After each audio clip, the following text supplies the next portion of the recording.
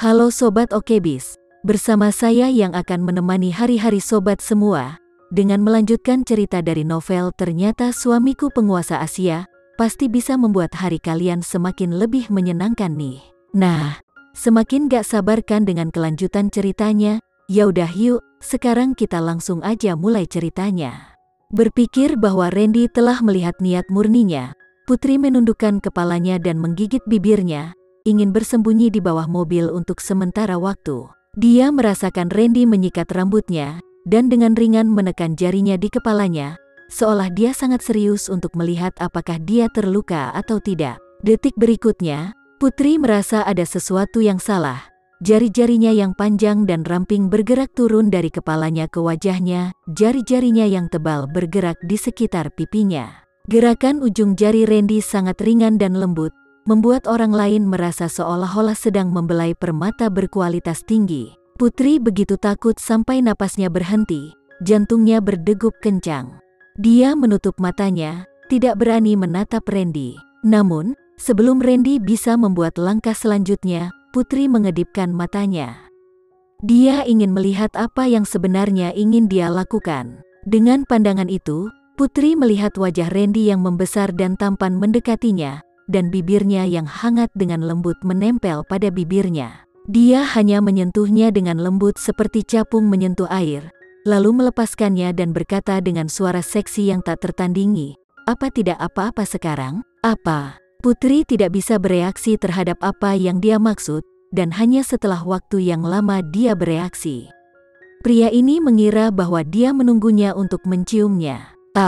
Putri mengepalkan tinjunya dan menahan keinginan untuk memukulnya. Karena dia pikir dia sedang menunggunya untuk menciumnya, maka Putri melepaskan sabuk pengamannya dan tiba-tiba melemparkan dirinya ke depan, bibir merah mudanya menekan bibir Randy. Dia tinggal di sana selama beberapa detik, lebih lama dari saat Randy menciumnya, seolah-olah mereka bertengkar. Kemudian dia dengan cepat pergi, kembali ke sabuk pengamannya dan mengencangkannya. Dia ingin berpura-pura tidak terjadi apa-apa, tetapi dia tidak bisa menahan wajahnya lebih memerah. Sebelum Randy menyalakan mobil, dia dengan ringan membelai sudut bibirnya, dan sedikit senyum muncul di matanya yang jelas dan dingin. Mobil itu perlahan meluncur keluar dari tempat parkir dan dengan cepat berjalan ke lalu lintas kota yang bising. Namun, bagian dalam mobil itu begitu sunyi sehingga pernafasan mereka berdua tampak sedikit keras. Putri duduk tegak dan melihat keluar jendela. Dia tidak berani menatap ke arah Randy. Dia sangat serius ketika dia mengemudi, menatap lurus ke depan, seolah-olah apa yang baru saja terjadi tidak pernah terjadi. Putri melengkungkan bibirnya dan berdenyut di dalam hatinya, seorang pria yang dingin dan cuek. Setengah jam kemudian, mobil berhenti di depan sebuah gedung. Randy melemparkan kunci mobil ke anggota staf dan berjalan ke aula bersama Putri. Gedung itu terletak di pusat bisnis paling makmur di kota Jakarta. Ada banyak orang dan banyak gedung tinggi, terutama di lantai atas gedung di mana restoran wisata bahkan akan lebih terkenal. Banyak pengunjung dari tempat lain akan datang untuk mendapatkan tiket, duduk dengan tenang dan menikmati secangkir kopi sambil menikmati pemandangan indah kota yang dipisahkan oleh sungai. Ketika Putri pertama kali datang ke Jakarta, dia datang ke sini bersama Lily. Harga biaya masuk ke gedung ini adalah 80.000 dan tidak perlu menyebutkan harga hidangan di sini. Namun, meskipun mahal, masih ada banyak pelanggan yang datang dan pergi setiap hari, seolah-olah itu tidak pernah berhenti. Bahkan ini belum jam 8 malam, tetapi ketika mereka menunggu lift, Putri tidak melihat orang lain. Saat Putri berpikir, tangannya sekali lagi dipegang oleh telapak tangan besar yang hangat. Randy memegang tangannya, berjalan menaiki tangga VIP, dan bergegas langsung ke lantai 69. Tangannya sangat hangat, atau mungkin karena tangan Putri sangat dingin. Ketika dia memegang tangannya seperti ini, Putri benar-benar menginginkan kehangatan yang dia berikan padanya. Dia mengangkat kepalanya dan menatapnya, dan tertawa, "Randy, kamu mengajakku ke sini untuk makan?" Dia menghadap pintu lift dan berdiri tegak. Tepat ketika Putri berpikir bahwa dia tidak akan menjawab, dia mendengar dia berkata, Itu hanya jawaban singkat, tapi Putri merasa itu sudah cukup. Dia berbicara sangat sedikit, dan dia tidak mengetahuinya sampai saat ini. Tidak lama kemudian, lift tiba di lantai 69. Tempat yang dulu dipenuhi orang sekarang sangat sunyi.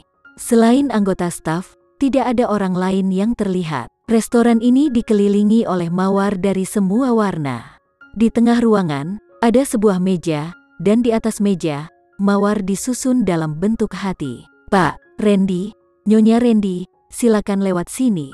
Seorang pelayan wanita cantik datang untuk menyambut mereka. Meskipun dia berbicara dengan sopan, tatapannya sama sekali tidak menatap Putri. Tatapan petugas tetap terpaku pada tubuh Randy, seolah-olah dia tidak peduli bahwa Randy memiliki Putri di sisinya. Putri berpikir di dalam hatinya, penampilan seorang wanita adalah bencana, pria ini adalah iblis. Ketika wanita ini memandang pria tampan itu, tatapannya bahkan lebih sederhana dan lebih kasar daripada pria ketika dia melihat seorang wanita cantik. Randy tiba-tiba berhenti dan menatap petugas wanita dengan dingin. "Apakah manajermu datang?" Pelayan itu tertawa, "Tuan Randy, saya orang yang bertanggung jawab atas restoran ini."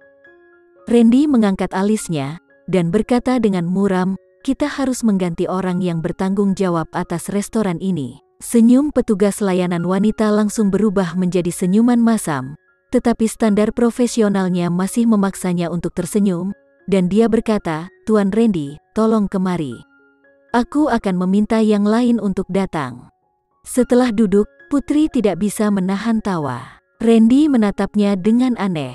"Apa yang lucu?" Putri memaksa dirinya untuk tidak tertawa, dan mengangkat kepalanya untuk menatapnya. "Kamu memperlakukan semua wanita yang mencintaimu seperti ini? Kamu suka aku?" Randy mengangkat alisnya, dan berkata dengan sangat lugas, "Aku tidak menyukainya." Petugas wanita dari sebelumnya memiliki sosok yang sangat bagus. Pria biasa tidak akan menolaknya dengan mudah.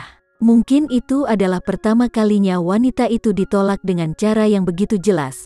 Itulah sebabnya ekspresinya berubah begitu tidak enak dipandang pada saat itu. Putri tiba-tiba memikirkan apa yang dikatakan Lily. Dia tidak bisa tidak melihat Randy dua kali. Pria biasa tidak akan tega menolak wanita cantik.